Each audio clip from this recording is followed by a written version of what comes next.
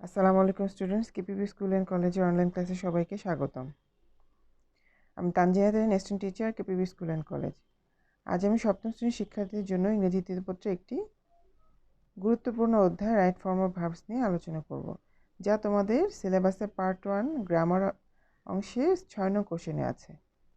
এই টপিকটি অনেকগুলো রুলসের সমন্বয়ে গঠিত, তাই এই টপিকটাকে আমি দুইটি ক্লাস অংশে বিভক্ত করে আজ পার্ট 1-এর ক্লাস নিয়েছি। চলো তাহলে পড়া শুরু করি। তাহলে প্রথমে আমাদের বুঝতে হবে রাইট ফর্ম অফ ভার্বস এই টপিকটা দিয়ে কি বোঝাচ্ছে। রাইট ফর্ম অফ ভার্বস এটাকে যদি আমরা অর্থ বের করি তাহলে দেখো, রাইট মানে হচ্ছে সঠিক, ফর্ম মানে রূপ, অফ একটা প্রিপোজিশন যার মানে এর, আর ভার্বস মানে ভার্বস তো ক্রিয়া বা ভার্ব। তাহলে এটার অর্থটাকে যদি আমরা সঠিক রূপের ভার্ব না বলে সাজিয়ে লিখি তাহলে বলতে হবে কি ভার্বসের সঠিক রূপ। তার মানে ভার্বসের অনেকগুলো রূপ আছে, সেখান থেকে সঠিক রূপগুলো আমাদেরকে শিখতে হবে। বাক্যের সাবজেক্টের নাম্বার ও পার্সন অনুযায়ী ভার্বের রূপ বা ফর্ম পরিবর্তিত হয়। এছাড়াও টেন্সের পরিবর্তনের সাথেও ভার্বের রূপ পরিবর্তিত হয়। আবার ভয়েসের পরিবর্তনের সাথেও ভার্বের রূপ পরিবর্তিত হয়। উদাহরণস্বরূপ বলা যেতে পারে, প্যাসিভ ভয়েসে সবসময় ভার্বের পাস্ট পার্টিসিপল ফর্ম ব্যবহৃত হয়। ভার্বের এই রূপ পরিবর্তন কিছু নির্দিষ্ট নিয়ম অনুযায়ী হয়। আজ প্রথম পর্বে আমরা কিছু নিয়ম নিয়ে আলোচনা করব এবং দ্বিতীয় পর্বে বাকি নিয়মগুলো নিয়ে আলোচনা করব। আলোচনা শুরুর আগে একটা কথা বলে নিই, এই ভার্বের এই রূপ বেশিরভাগ ক্ষেত্রেই টেন্স পরিবর্তনের সাথে জড়িত, টেন্সের উপর নির্ভরশীল। তাই আমাদের যদি আমরা আলোচনা শুরুর আগে টেন্সটাকে আরেকবার রিভিশন দিয়ে নিই তাহলে আমাদের জন্য ভার্বের রূপ পরিবর্তন করাটা সহজ হবে। দেখো, rule 1, just, just now, already, yet, even, lately, recently, immediately ইত্যাদি থাকলে প্রেজেন্ট পারফেক্ট টেন্স হবে। আচ্ছা, তাহলে প্রেজেন্ট পারফেক্ট টেন্সের স্ট্রাকচারটা কি তোমাদের মনে আছে? সাবজেক্ট প্লাস হ্যাভ অথবা হ্যাজ, মেইন ভার্বের V3 বা পাস্ট পার্টিসিপল প্লাস এক্সটেনশন। তাহলে এখানে আছে we just do the work, just আছে। তাহলে কি বলেছে, যদি কোনো সেন্টেন্সে জাস্ট, জাস্ট না, অলরেডি এই টাইপের কিছু থাকে তাহলে মেইন এই ব্র্যাকেটের ভার্বের পাস্ট পারফেক্ট টেন্স হবে। তাহলে কি হবে, উই জাস্ট হ্যাভ, উইয়ের সাথে উইয়ের কারণে এখানে হ্যাভ আসছে, ডু এর V3 হচ্ছে ডান দ্য ওয়ার্ক। তাহলে অ্যান্সারটা হলো we just do the work হয়ে গেল কি, we just have done the work. Rule 2, last, yesterday, এগো, এখানে লাস্ট বলতে মানে অতীত নির্দেশক এসব সকল শব্দে লাস্ট উইক, লাস্ট মান্থ বা লাস্ট ইয়ারও হতে পারে। এটা যে শুধু লাস্ট, লাস্ট ইয়েস্টারডে এইভাবে আসবে তা না, এইভাবে আসতে পারে লাস্ট উইক, লাস্ট মান্থ বা লাস্ট ইয়ার। আবার এগো এর স্থানে আসতে পারে লং এগো ইত্যাদি থাকলে মেইন ভার্বটি V2 বা পাস্ট ফর্ম হবে। যেমন মাই ফাদার কাম ইয়েস্টারডে, এই যে মাই ফাদার কাম ইয়েস্টারডে হয়ে যাবে কি V2 ফর্ম, কামের পাস্ট টেন্স হচ্ছে came, my father came yesterday. Rule 3, now, at present, at this moment, at this time ইত্যাদি দ্বারা এই মুহূর্তে বোঝাচ্ছে বা কাজটি চলমান বোঝাচ্ছে। সো এটা যেহেতু চলমান কাজ কন্টিনিউ হচ্ছে তাহলে এটা হবে কি present continuous tense. Present continuous টেন্সের স্ট্রাকচারটা হচ্ছে subject plus be verb number ও পার্সন অনুযায়ী প্লাস মেইন ভার্বের সাথে আইএনজি যোগ প্লাস এক্সটেনশন। তাহলে এখানে আছে আই রাইট নাও, তো আই এর সাথে বি ভার্ব আসবে এম, আই এম রাইটের সাথে মেইন ভার্বের সাথে আইএনজি যোগ হয়ে গেল writing now, I right now হয়ে গেল I am writing now. Rule 4, since অথবা ফর প্লাস টাইম অথবা ডে সেন্টেন্সের শেষে থাকলে প্রেজেন্ট পারফেক্ট কন্টিনিউয়াস টেন্স হবে। প্রেজেন্ট পারফেক্ট কন্টিনিউয়াস টেন্সের সাবজেক্ট এটা কি, সাবজেক্ট প্লাস হ্যাভ বিন অথবা হ্যাজ বিন প্লাস মেইন ভার্বের সাথে ING plus extension plus since অথবা ফর প্লাস টাইম। তাহলে কি আছে, ইট রেইন সিন্স মর্নিং, মানে কি সকাল থেকে বৃষ্টি হচ্ছে। তাহলে এখানে হয়ে যাবে কি ইটের সাথে আসবে হ্যাজ বিন, ইট হ্যাজ বিন, রেইনের সাথে বলেছিল এমভির সাথে আইএনজি যোগ, it has been raining since morning, it rain since morning হয়ে গেল it has been raining since morning.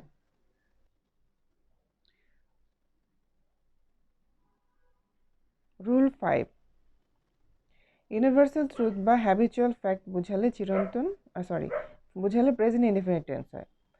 Universal truth মানে কি? চিরন্তন সত্য, যে সত্যের কোনো পরিবর্তন নাই। যেমন কি? সূর্য পূর্ব দিকে উঠে পশ্চিম দিকে অস্ত যায়, মধু খেতে মিষ্টি, মানুষ মরণশীল।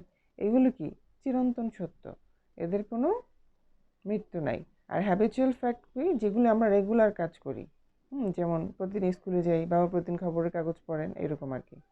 তাহলে এরকম হলে কি হবে? প্রেজেন্ট ইনডেফিনিট টেন্স হবে।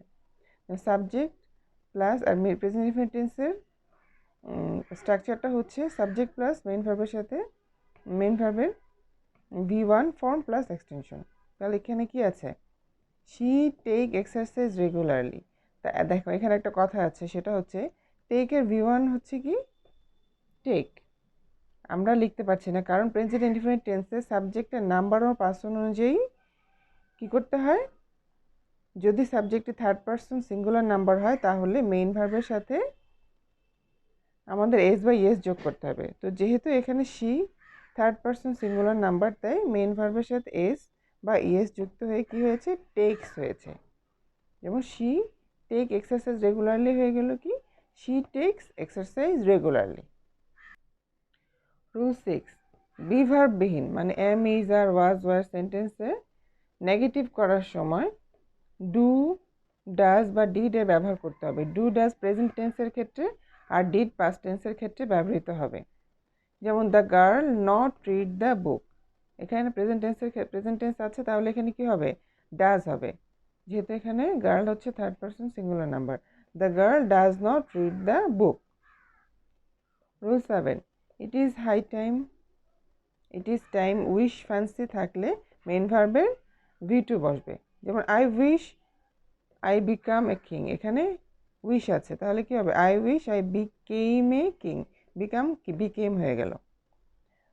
Rule 8, as though, as if, wish যুক্ত সেন্টেন্সে ব্র্যাকেটে টু বি ভার্ব থাকলে টু বি এর স্থলে ওয়ার বসে। যেমন he wishes he to be a king, he wishes he were a king. এখানে একটা কথা আছে, দেখো রুল 7-এ উইশ আছে, আবার রুল 8-এও উইশ আছে।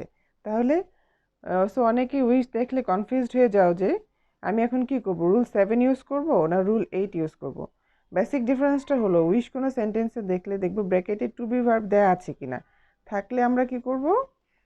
যদি টু বি ভার্ব দেওয়া থাকে আমরা ওয়ার ব্যবহার করব, আর যদি ব্র্যাকেটে টু বি ভার্ব দেওয়া না থাকে তাহলে আমরা সেখানে মেইন ভার্বে কি করব? V2 ফর্মটা ব্যবহার করব। রুল 9, সিন্স যুক্ত সেন্টেন্সের প্রথম অংশ প্রেজেন্ট ইনডেফিনিট অথবা প্রেজেন্ট পারফেক্ট টেন্স হলে পরের অংশ পাস্ট ইনডেফিনিট টেন্স হয়। যেমন এখানে আছে it is many years since I come to Dhaka. সিন্সের প্রথম অংশ হচ্ছে it is many years, many ইয়ার্সটা এখানে কোন টেন্স? প্রেজেন্ট ইনডেফিনিট টেন্স, তাহলে এটা পরের অংশটা কী হবে? Past indefinite tense. তার মানে মেইন ভার্ব ব্র্যাকেটের এখানে ভার্বটা কী হয়ে যাবে? V2 হয়ে যাবে। It is many years since I come হয়ে যাবে কেম টু ঢাকা। আবার many years have passed since his father die, এখানে সিন্সের প্রথম অংশটা কি? প্রেজেন্ট পারফেক্ট টেন্স, যেহেতু এখানে হ্যাভ পাস্ট আছে, তাহলে পরের অংশটাও কি হয়ে যাবে? পাস্ট ইনডিফিনিট টেন্স হয়ে যাবে। Many years have passed since his father died. Rule 10, সিন্সের প্রথম অংশ পাস্ট ইনডিফিনিট হলে পরের অংশ পাস্ট পারফেক্ট টেন্স করতে হয়। তাহলে সিন্স যুক্ত সেন্টেন্সের প্রথম অংশটা যদি পাস্ট ইনডিফিনিট টেন্স হয়, যেমন it was many years since they first meet, it was many years, তার মানে কি? এটা পাস্ট ইনডিফিনিট টেন্সে আছে, তাহলে এটা পরের অংশটা কি হয়ে যাবে? পাস্ট পারফেক্ট টেন্স হয়ে যাবে। It was many years since they had first meet হয়ে যাবে মেট। রুল 11, ইন্টারোগেটিভ সেন্টেন্সে যদি what, when, where, who, which, whose ইত্যাদি হাউ, হোজ, হোয়াই, হাউ থাকে, তাহলে সাবজেক্টের পূর্বে টেন্স ও পার্সন অনুযায়ী টু বি ভার্ব যোগ করতে হয়। টু বি ভার্ব না থাকলে টেন্স ও পার্সন অনুযায়ী ডু অথবা ডাজ বা ডিড বসে। যেমন হোয়াট ইউ ডু নাও, তাহলে এখানে কি করতে হবে? What are you doing now. Why he look so angry, why does he look so angry.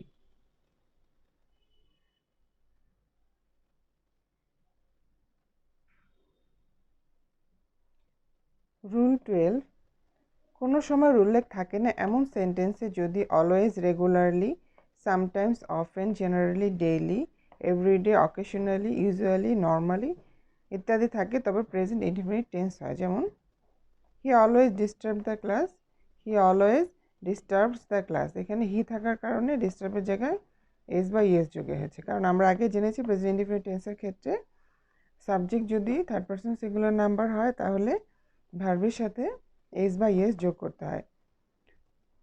তো শিক্ষার্থীরা, আজকে এই পর্যন্তই আমাদের পার্ট 1-এর ক্লাস। আমরা পরবর্তীতে দ্বিতীয় পার্টে আমরা আরও কিছু রুলস নিয়ে মানে রাইট ফর্ম অফ ভার্বসে আরও কিছু রুলস নিয়ে আলোচনা করব। তোমরা এই পর্যন্ত যতটুকু করানো হয়েছে সে পর্যন্ত সেগুলো প্র্যাকটিস করবে। আর আজ আমি এই পর্যন্ত এখানেই শেষ করছি। পরবর্তী ক্লাস দেখার আমন্ত্রণ জানিয়ে আল্লাহ হাফেজ।